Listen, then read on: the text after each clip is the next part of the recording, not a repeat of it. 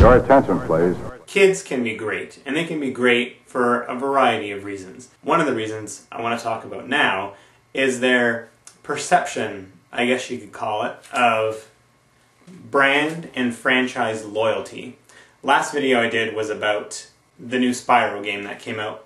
And after doing it, I started watching some of the related videos that YouTube put up on my screen, and started seeing some other complaints that people had. And although the whole concept of having to buy toys to get the most out of the game was part of it, a lot of people apparently were claiming that there's a big uproar about the way Spyro looked, which I guess was too dramatically different from the way he looked in the original series. I really don't know. I never really got into the Spyro games. Someone even said they saw a comment that it ruined someone's childhood. Look, your childhood happened the way you remember it happening. Just because something related to your childhood happens in today's day and age, it doesn't destroy everything that happened to you when you were younger. But the idea of disliking a lot of things that come out that have been relaunched or revamped or reintroduced into the marketplace that you remember seeing from your childhood and that I would remember seeing from my childhood, and disliking it simply because it's not the same. Well, I suppose that's natural. That's where kids today can have the advantage. At least I see it with my kids. A good example, I think, is my oldest son, who likes Transformers.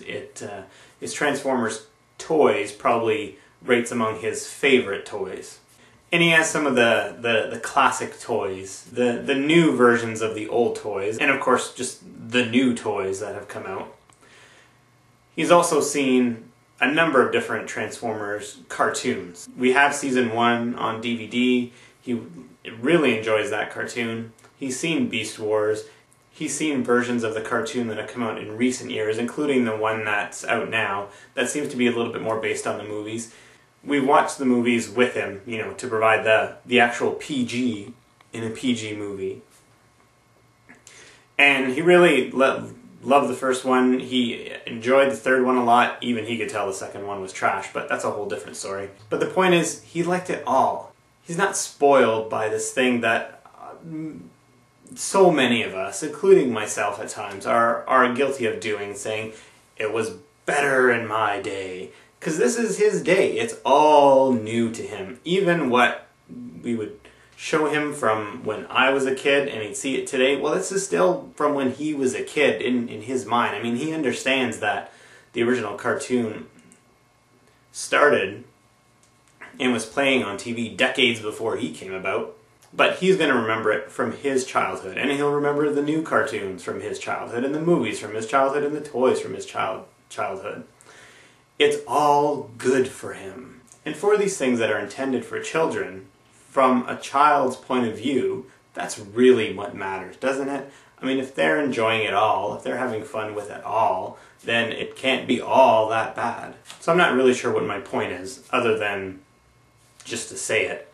Maybe it's to also say, next time you see something new come out, try and look at it from a fresh perspective. Try and appreciate it from the generation's eyes that are going to be looking at it today. And maybe play with the idea that things weren't as good as they were ever going to get back when you were a kid.